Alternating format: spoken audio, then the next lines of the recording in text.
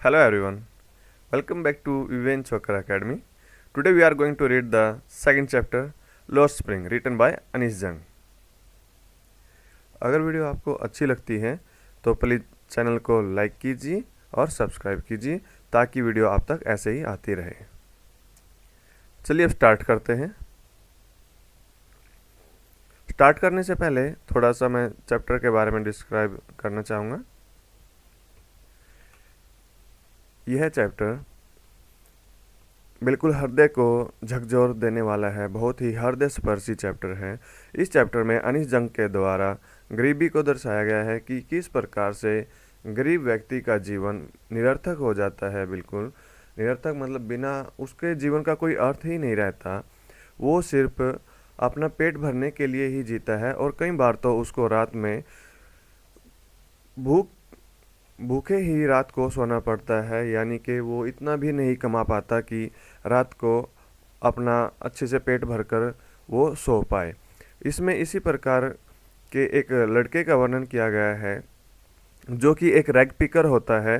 Rag picker होता है कूड़ा बीनने वाला, जो कि कूड़ा बीनते हुए लेखिका को मिलता है और उसके लेखिका के बीच में और रैग पिकर के बीच में क्या क्या बातचीत होती है, किस प्रकार से रैग पिकर की गरीबी को और उसके परिवार की गरीबी को इस चैप्टर में दर्शाया गया है। चलिए देखते हैं। Sometimes I find a rupee in the garbage. Sometimes कई बार I find a rupee मुझे मिल जाता है एक रुपया in the garbage में। Why do you do this? तुम ऐसा क्यों करते हो? I ask साहेब, मैं साहेब से पूछती हूँ। Whom I encounter जिसको मैं मिलती हूँ every morning प्रत्येक सुबह, scrounging खोजबीन करते हुए, for gold के लिए, सोने के लिए। In the garbage dumps garbage होता है कूड़ा करकट और डंप्स होता है हीप ढेर, यानी कि कूड़ा करकट के ढेर में ऑफ माई नेबरहुड मेरे पड़ोस में कूड़े करकट के ढेर में मैं उसको सोने की तलाश में यानी कि सोने की खोजबीन करते हुए मिलती हूँ हर सुबह साहेब को और उससे पूछती है कि तुम ऐसा क्यों करते हो। यानी कि लेखिका यहाँ पर जो रैग पिकर है उसको हर सुबह अपने पड़ोस में मिलती है कूड़े करकट की खोजबीन करते हुए। Saheb left his home long ago, Saheb left his home यानी कि जो रैग पिकर है उसका नाम है Saheb. Saheb left his home long ago, Saheb ने अपना घर पहले छोड़ दिया था, यानी बहुत पहले ही घर छोड़ दिया था उसने। Set amidst the green fields of Dhaka, set स्थित था, एमिड्स्ट यानी कि बीच में और मध्य में, the green fields of Dhaka जो कि ढाका के हरे भरे खेतों के बीच में था उसका घर। His home is not even a distant memory, उसे अपना घर अब इतना याद भी नहीं है, यानी कि साहेब ने अपना घर बहुत पहले ही छोड़ दिया था जो कि ढाका के हरे भरे खेतों के बीच में था और अब जो उसको इतना याद भी नहीं है। देयर वर मैनी स्टॉर्म्स बहुत सारे स्टॉर्म्स थे, तूफान थे। That swept away there fields जो कि बहा करके ले गए देयर फील्ड्स उनके खेत, एंड होम्स और उनके घर। हिज मदर टेल्स हिम उसकी माता जी बताती है उसको। दैट्स वाई दे लेफ्ट इसीलिए उन्होंने वहाँ से लेफ्ट कर दिया, वो वहाँ से चले आए। लुकिंग फॉर गोल्ड सोने की तलाश में, इन द बिग सिटी बड़े शहर में, वेयर ही नाउ लिव्स जहाँ पर अब वो रहता है। उसकी माता जी बताती है कि उन्होंने इसीलिए उनका घर छोड़ दिया और वो यहाँ पर आ गए सोने की तलाश में, सोना gold. I have nothing else to do कुछ नहीं है मेरे पास करने को। ही मटर्स वो बुड़बुड़ाता है, मटर्स मतलब होता है धीमी आवाज़ में कुछ कहना, बुड़बुड़ाना। लुकिंग अवे दूसरी तरफ देखते हुए वो बुड़बुड़ाता है कि मेरे पास करने को कुछ नहीं है। गो टू स्कूल स्कूल जाओ। आई से ग्लिबली, ग्लिबली होता है ऐसे ही सफाई से। आई से ग्लिबली तो मैंने सफाई से कह दिया या मैं सफाई से कह देती हूँ। रियलाइजिंग इमीडिएटली और फिर मुझे एकदम से विश्वास भी हुआ, रियलाइज भी हुआ, हाउ हॉलो कि कितना खोखला, द एडवाइस मस्ट साउंड कि जो ये एडवाइस मैंने उसको दी है कि कितनी खोखली थी ये, मुझे उसी समय एहसास भी हो गया।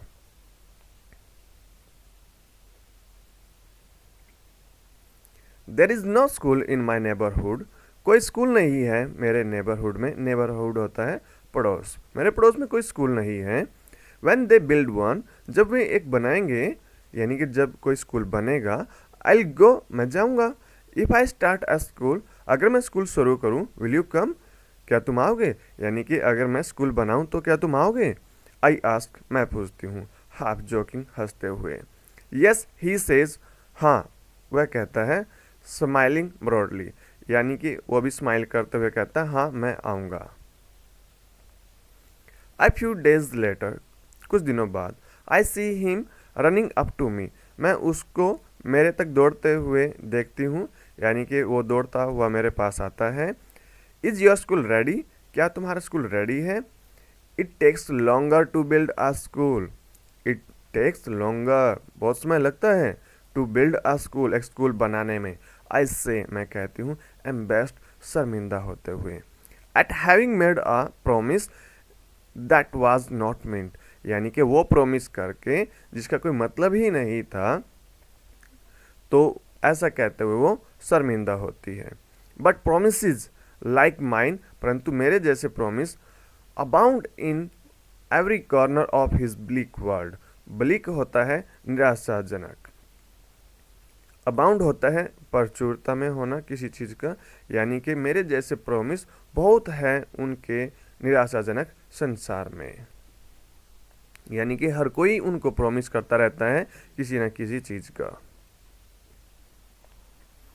After months of knowing him, after months of knowing him, कई महीनों बाद, उसको जानने के बाद, I ask him his name, मैं उसका नाम पूछती हूँ उससे।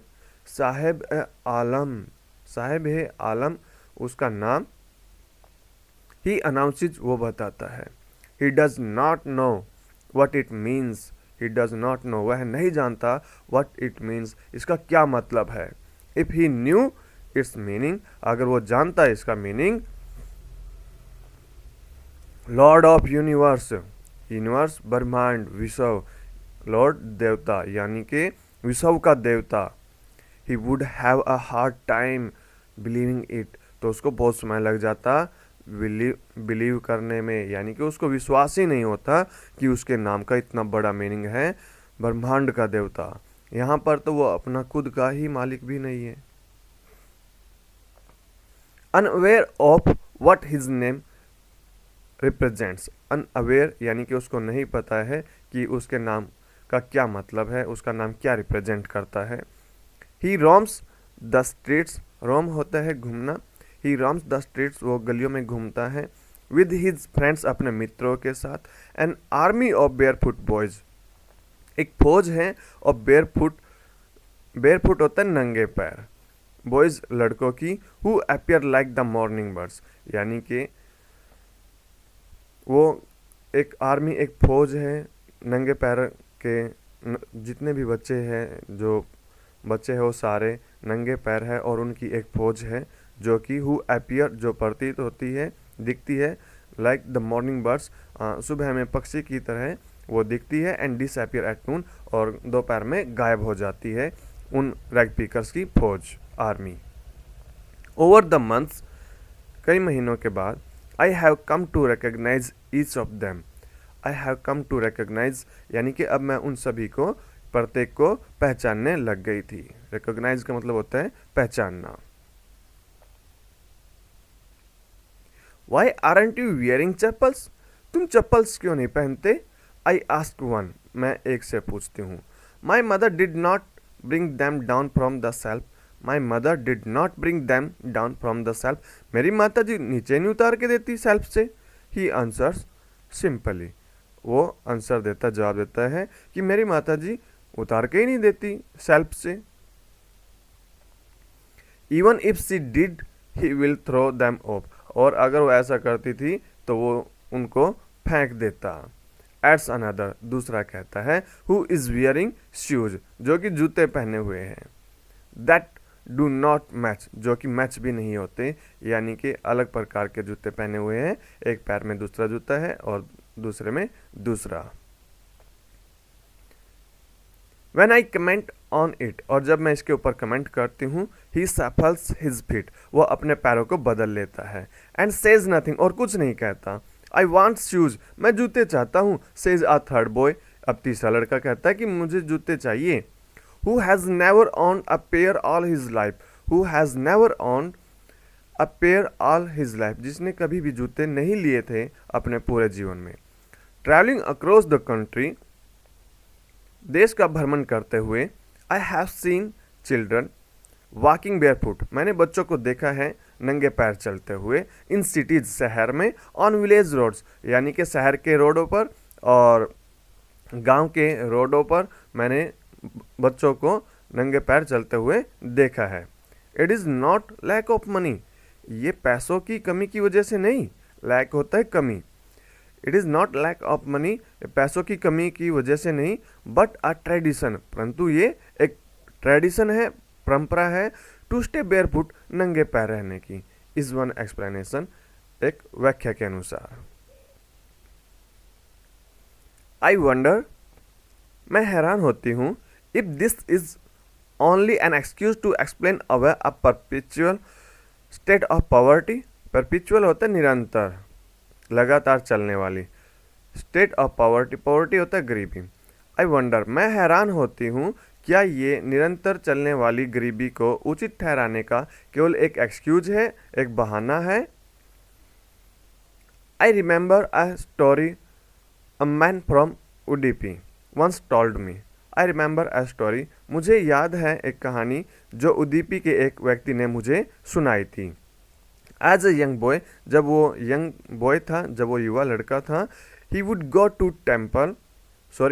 To school past an old temple, वो स्कूल जाता था, पास्ट एन ओल्ड टेम्पल, एक पुराने मंदिर से होते हुए वो स्कूल जाता था, यानी कि रास्ते में मंदिर पड़ता था। Where his father was a priest, जहाँ पर उसके पिताजी पुजारी थे। He would stop briefly, briefly होता है कुछ समय के लिए, ही वुड स्टॉप ब्रीफली, वो कुछ समय के लिए रुकता था, एट द टेम्पल, मंदिर में, and pray for a pair of shoes, और प्रे करता था, प्रार्थना करता था, for a pair of shoes, एक जोड़ी के लिए, एक जोड़ी जूते के लिए। 30 years later, 30 साल बाद, आई विजिटेड हिज टाउन, मैं दोबारा उसके टाउन गई, एंड द टेम्पल, और मंदिर में, which was now drown in an air of desolation, desolation होता है विनाश हो जाना, वीरान हो जाना, which was now drown in an air of desolation, यानी कि जो अब बिल्कुल वीरान पड़ा था, सुनसान पड़ा था। इन द बैकयार्ड, और बैकयार्ड में, where lived the new priest, जहाँ पर नया पुजारी रहता था, there were red and white plastic chairs, वहाँ पर लाल और सफ़ेद रंग की प्लास्टिक की कुर्सियाँ थी।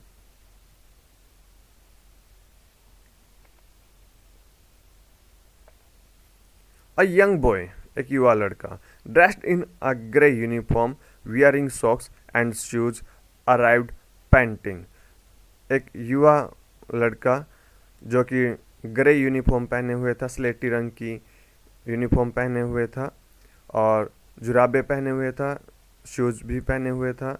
अराइव्ड पेंटिंग, वो आया, पेंटिंग का मतलब होता है यहाँ पर हाँफते हुए, वो आया, and through his school bag, और अपना स्कूल बैग फेंक दिया, on a folding bed, folding bed पे उसने अपना बैग फेंक दिया। लुकिंग एट द बॉय, उस बच्चे की तरफ देखते हुए, I remember the prayer another boy had made to the goddess when he had finally got a pair of shoes, let me never lose them. Looking at the boy, I remember the prayer another boy, उस बच्चे की तरफ देखते हुए मुझे वो prayer याद आई जो किसी दूसरे बच्चे ने की थी देवी के सामने, when he had finally got a pair of shoes, और जिसको अंत में शूज भी मिल गए थे, let me never lose them, कि मैं इनको कभी भी नहीं खोऊंगा। The goddess had granted his prayer, और जो गॉडेस है, जो देवी है, उसने उसकी प्रेयर को ग्रांट कर लिया था, यानी कि स्वीकार कर लिया था। Young boys like the son of the priest now war shoes. अब यंग बॉयज, अब जो युवा बच्चे हैं, like the son of the priest, पुजारी के बच्चों की तरह, ना वॉर शूज, अब वो जूते पहनते हैं, यानी कि पुजारी के बच्चे की तरह अब जो युवा बच्चे हैं वो सभी शू पहनते थे। But many others like the rag pickers in my neighbourhood remain shoelace. But many others, परंतु बहुत सारे दूसरे रैग पिकर्स, कूड़ा बीनने वाले जो मेरे पड़ोस में रहते थे, वो अब भी शूलेस ही रहते थे, बिना जूतों के ही रहते थे। My acquaintance with the barefoot rag pickers lead me to Seemapuri. My acquaintance, मेरी जान पहचान, with the barefoot rag pickers, उन नंगे पैर रैग पिकर्स के साथ, लीड्स मी टू सीमापुरी, मुझे सीमापुरी ले जाती है। A place on the periphery of Delhi, जो कि दिल्ली की बाउंड्री पर है। पेरीफेरी होती है boundary, Seema. Yet miles away from it, और फिर भी बहुत दूर है वो दिल्ली से। कहने को तो दिल्ली की बाउंड्री पे ही है सीमापुरी जो जगह है, परंतु वो मेटाफोरिकली रूपक रूप से यानी कि लाक्षणिक रूप से वो दिल्ली से बहुत दूर है। Those who live here are scatters. Scatters होता है हु लिव्स इलीगली, यानी कि जो गैर कानूनी रूप से रहते हैं उनको स्कैटर्स बोलते हैं। Those who live here are squatters, जो यहाँ पर रहते हैं वो स्कैटर्स हैं। Who came from Bangladesh back in 1971, जो कि बांग्लादेश से आए थे 1971 में। Saheb's family is among them, Saheb का परिवार भी उनमें से एक है। Seemapuri was then a wilderness, Seemapuri उस समय वीरान था, विल्डरनेस था। इट स्टिल इज, और ये अब भी है वीरान तो, but it is no longer empty, परंतु अब ये खाली नहीं है। इन स्ट्रक्चर्स ऑफ मड, मिट्टी के स्ट्रक्चर्स में, विद रूफ्स ऑफ टीन, जिनकी छत है टीन की, एंड तरपालिन, और तरपालिन की। Divide of sewage, divide of का मतलब है वंचित है सीवेज से, यहाँ कोई सीवर नहीं है, ड्रेनेज नालियाँ भी नहीं है, और रनिंग वाटर और पीने का पानी भी नहीं है। लिव 10,000 रैग पिकर्स, और 10,000 रैग पिकर्स रहते हैं यहाँ पर, कूड़ा बीनने वाले रहते हैं। यानी कि मिट्टी के बने स्ट्रक्चर्स में, और जिनकी टीन की छत है, तरपाल की छत है, और जहाँ पर ना ही कोई सीवर है, कोई नालियाँ नहीं है, पीने के पानी की कोई सुविधा नहीं है, वहाँ पर 10,000 रैग पिकर्स रहते हैं। They have lived here for more than 30 years without an identity. They have lived here, यानी कि वे यहाँ पर रह रहे हैं for more than 30 years, यानी कि लगभग 30 सालों से वे यहाँ पर रह रहे हैं without an identity, बिना किसी आइडेंटिटी के। आइडेंटिटी मतलब पहचान पत्र, यानी बिना पहचान पत्र के वे यहाँ 30 सालों से रह रहे हैं। विदाउट परमिट्स, बिना आज्ञा पत्र के, बट विद राशन कार्ड्स, परंतु राशन कार्ड है उनके पास। That get their names on voters list, जो उनके नामों को जोड़ देता है वोटर लिस्ट में, यानी कि राशन कार्ड है उनके पास जिससे उनका नाम भी वोटर लिस्ट में आ जाता है। And enable them to buy grain, और उनको योग्य बनाता है अनाज खरीदने में, यानी कि उससे वे राशन कार्ड से अनाज खरीदने के योग्य हो जाते हैं। Food is more important for survival, भोजन ज़्यादा इम्पोर्टेंट है फॉर सर्वाइवल, सर्वाइवल के लिए। सर्वाइवल होता है जीवन, यानी कि जीवन जीने के लिए फूड ज़्यादा इम्पोर्टेंट है देन एन आइडेंटिटी, यानी कि आइडेंटिटी की अपेक्षा फूड ज़्यादा इम्पोर्टेंट है। If at the end of the day we can feed our families and go to bed without an aching stomach, we would rather live here than in the fields that gave us no grain. If at the end of the day, यानी कि दिन के समाप्त होने पर, दिन के अंतिम समय में,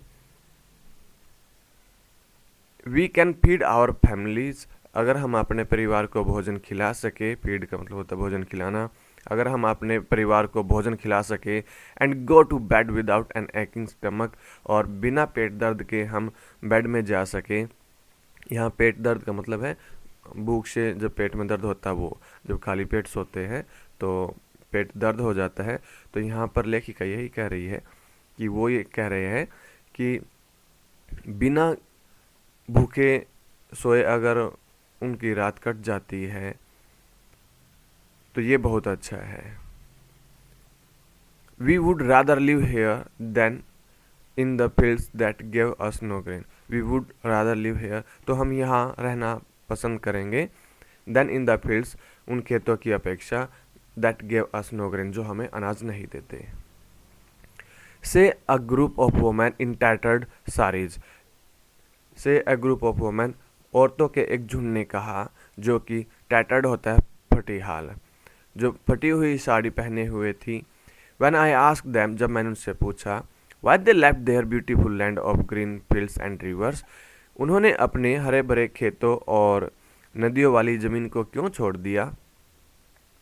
Wherever they find food, जहाँ पर उनको भोजन मिलता है, they pitch their tents, वे वहीं पर अपना तंबू गाड़ देते हैं। That become ट्रांजिट होम्स, और वो उनका ट्रांजिट होम बन जाता है, यानी कि डेरा बन जाता है। Children grow up in them, बच्चे उनमें बड़े होते हैं। बिकमिंग पार्टनर्स इन सर्वाइवल, और सर्वाइवल ये जीवन जीने की जो क्रिया है उसका पार्टनर बनते हैं, हिस्सेदार बनते हैं।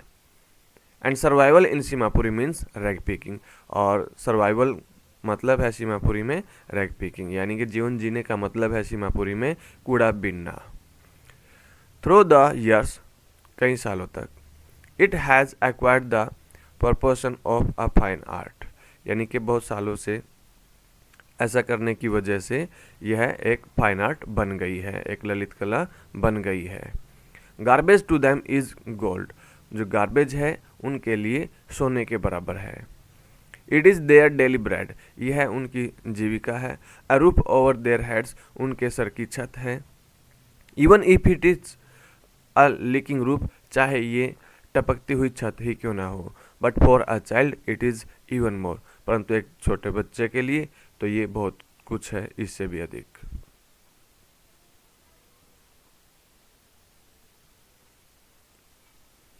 आई समटाइम्स फाइंड अ रूपी इवन अ 10 रुपीज नोट, मुझे कई बार मिल जाता है 1 रुपये और 10 रुपये का नोट भी।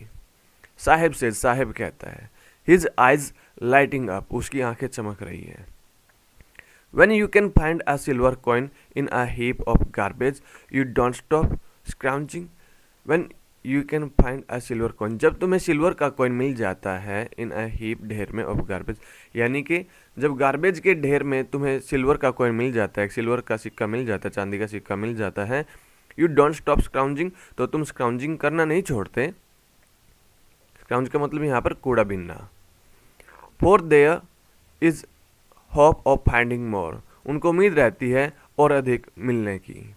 It seems that for children, ऐसा प्रतीत होता है बच्चों के लिए, garbage has a meaning different from what it means to their parents, यानी गार्बेज का बच्चों के लिए मीनिंग अलग है और उनके पेरेंट्स के लिए अलग है। For the children it is wrapped in wonder, बच्चों के लिए तो यह वंडर में लिपटा हुआ होता है, हैरानी में लिपटा हुआ होता है। और for elders it is a means of survival, और एल्डर्स के लिए, बड़ों के लिए ये केवल एक जीविका मात्र है, जीविका का एक स्रोत है। वन विंटर मॉर्निंग, एक सर्दी की सुबह, I see Saheb standing by the fenced gate, I see, मैं देखती हूँ साहेब को, standing by the fenced gate of the neighbourhood club, यानी कि पड़ोस के क्लब के बाड़ लगे गेट के पास मैं साहेब को खड़ा देखती हूँ। फेंस होता है बाड़। Watching two young men dressed in white, 2 युवा व्यक्तियों को देखते हुए जिन्होंने वाइट ड्रेस पहनी हुई है और वो टेनिस खेल रहे हैं। आई लाइक द गेम, मैं गेम को पसंद करता हूँ। He hums, content to watch it standing behind the fence, और वो संतुष्ट है देख करके it standing behind the fence, यानी कि बाड़ के पीछे खड़ा होकर के इसको देखने में वो संतुष्ट भी है। I go inside when no one is around, I go inside, मैं अंदर जाता हूँ। When no one is around, जब कोई भी यहाँ नहीं होता है। ही एडमिट्स, वो इसको मानता है। The gate keeper lets me use the swing, जो गेट कीपर है वो मुझे झूला यूज करने देता है। स्विंग होता है झूला। Saheb too is wearing tennis shoes, Saheb भी टेनिस शूज पहने हुए हैं। दैट लुक स्ट्रेंज, जो विचित्र लगते हैं। Over his discoloured shirts and shorts, यानी कि उसकी कलर उड़ी हुई शर्ट और जो शॉर्ट्स है, जो निकर है, उससे वो मेल नहीं खाते हैं उसके shoes, tennis shoes. Someone gave them to me, किसी ने मुझे दिए थे ये। He says in the manner of an explanation, he says वो कहता है, in the manner of an explanation, explain करते हुए वह यह बात कहता है। The fact that they are discarded shoes, the fact, और फैक्ट क्या है, तथ्य क्या है, that they are discarded shoes, कि वे डिस्कार्ड किए हुए, छोड़े हुए जूते हैं। ऑफ सम रिच बॉय, किसी अमीर लड़के के। डिस्कार्ड का मतलब होता है त्याग देना, फेंक देना। Who perhaps refuse to wear them because of a hole in one of them, who perhaps refused, जिसने शायद मना कर दिया टू वियर दैम, उनको पहनने से, because of a hole in one of them, उन जूतों में से एक में छिद्र की वजह से शायद उसने उनको पहनने से मना कर दिया है। डज नॉट बॉदर हिम, ये छिद्र उसको परेशान नहीं करता है, उसको इसकी कोई परवाह नहीं है। For one who has walked barefoot even shoes with a hole is a dream come true, for one, उसके लिए, who has walked barefoot, जो नंगे पैर चला हो, even shoes with a hole is a dream come true, तो यहाँ तक एक छिद्र वाला जूता उसके सपने के सच होने जैसा है। यानी जिस बच्चे के पास कभी जूते ही नहीं थे, अब कम से कम जूते तो है, भले ही छिद्र क्यों ना हो, तो वो तो उसके सपने के सच होने जैसा है। But the game he is watching so intently is out of his reach, but परंतु the game he is watching, जिसको वो देख रहा है, सो इंटेंटली, इतनी उत्सुकता से, is out of his rich, वो उसकी पहुंच से बाहर है। दिस मॉर्निंग, इस सुबह, Saheb is on his way to the milk booth, Saheb milk booth की ओर जा रहा है। In his hand is a steel canister, और उसके हाथ में एक स्टील की कैनिस्टर है। I now work in a tea stall down the road, अब मैं टी स्टॉल में काम करता हूँ, डाउन द रोड, रोड के उस तरफ। ही सेज, वो कहता है। पॉइंटिंग इन द डिस्टेंस, एक दूरी की तरफ इशारा करते हुए वो कहता है कि अब मैं वहाँ टी स्टॉल पर काम करता हूँ। आई एम पेड 800 रुपीज़, मुझे 800 रुपये दिए जाते हैं। एंड ऑल माई मील्स, और मेरा भोजन, यानी कि मुझे पूरे दिन का भोजन दिया जाता है, मील दिया जाता है, और 800 रुपये भी दिए जाते हैं। Does he like the job, क्या वो जॉब को पसंद करता है? आई आस्क, मैं पूछती हूँ। हिज फेस, उसका चेहरा। आई सी, मैं देखती हूँ। Has lost the care free look, यानी कि उसका चेहरा अब वो केयर फ्री या बेपरवाही की या लापरवाही की जो लुक है वो अब खो चुका है। The steel canister seems heavier than the plastic bag he would carry so lightly over his shoulder. The steel canister, steel का जो कैनिस्टर है जिसमें हम चाय को लेकर के आते हैं, वो seems heavier, वो ज़्यादा भारी नज़र आता है, than the plastic bag, उस प्लास्टिक बैग की अपेक्षा।